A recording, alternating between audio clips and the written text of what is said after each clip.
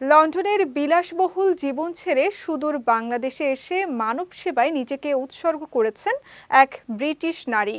মেহেরপুরে অসহায় মানুষের পাশে দাঁড়িয়ে গড়েছেন অনন্য দৃষ্টান্ত। মেহেরপুর প্রতিনিধি তৌহিদুদ্দৌলা রেজার পাঠানো তথ্যচিত্রে বিস্তারিত ডেস্ক রিপোর্টে। রোগীরাই যেন তার সন্তান, আর হাসপাতালই তার সংসার। এই সংসার গড়তেই হাজার মাইল দূরের লন্ডন ছেড়ে মেহেরপুরে স্থায়ী হয়েছেন ব্রিটিশ নাগরিক জিলিয়ান মার্গারেট রোজ।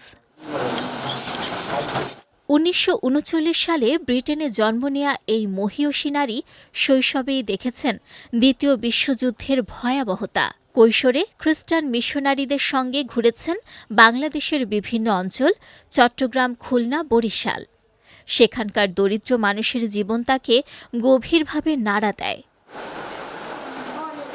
দেশে ফিরে নার্সিংয়ে পড়াশোনা শেষ করে মানব সেবার অদম্য ইচ্ছা নিয়ে ১৯৮১ সালে আবারও বাংলাদেশে আসেন তিনি।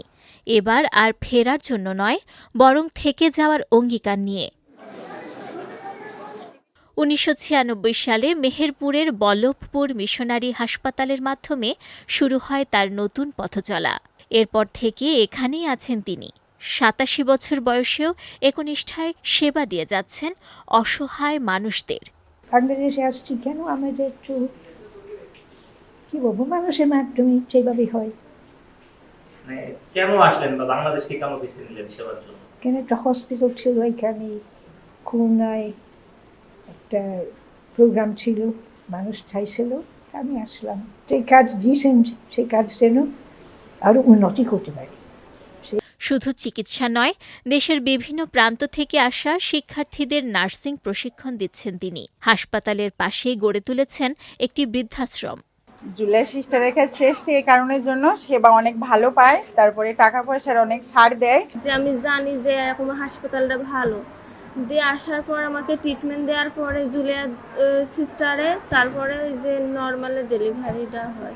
সরকারি হাসপাতালগুলোতে যেভাবে যে আমাদের ভোগান্তি শিকার হতে হয়, এখানে আমাদের সেই ভোগান্তি শিকারটুকু আমাদের এখানে হতে হয় না। এ মহীয়সী নারীর সঙ্গে কাজ করতে পেরে নিজেকে ভাগ্যবান মনে করেন অন্যান্য চিকিৎসক ও সেবিকারা। আর দক্ষ হাতে তার সেবার প্রশংসায় পঞ্চমুখ হাসপাতাল কর্তৃপক্ষ। সিস্টারের কাছ থেকে আমার পুরো ট্রেনিংটা, সিস্টারেরই অবদান বেশি। উনি সকাল থেকে শুরু করে রাত 10টা, 11টা, 12টা, ইভেন রুমে যাওয়ার পরেও যদি মনে হয় যে সিস্টারকে প্রয়োজন আছে, উনি কখনোই রাগ করেন না।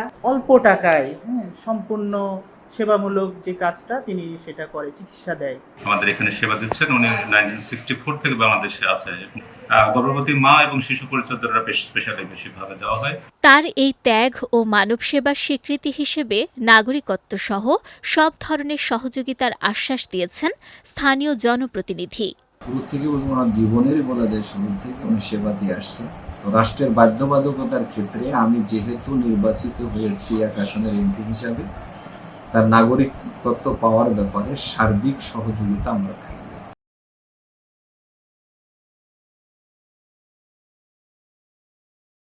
নিজ দেশ, বিলাসী জীবন সবকিছু ছেড়ে এক মানবিক দৃষ্টান্ত স্থাপন করেছেন জিলিয়ান মার্গারেট রোজ। তার এই নিঃস্বার্থ সেবা হয়ে উঠেছে মানবতার এক উজ্জ্বল উদাহরণ। বিজয় টিভি নিউজ ডেস্ক।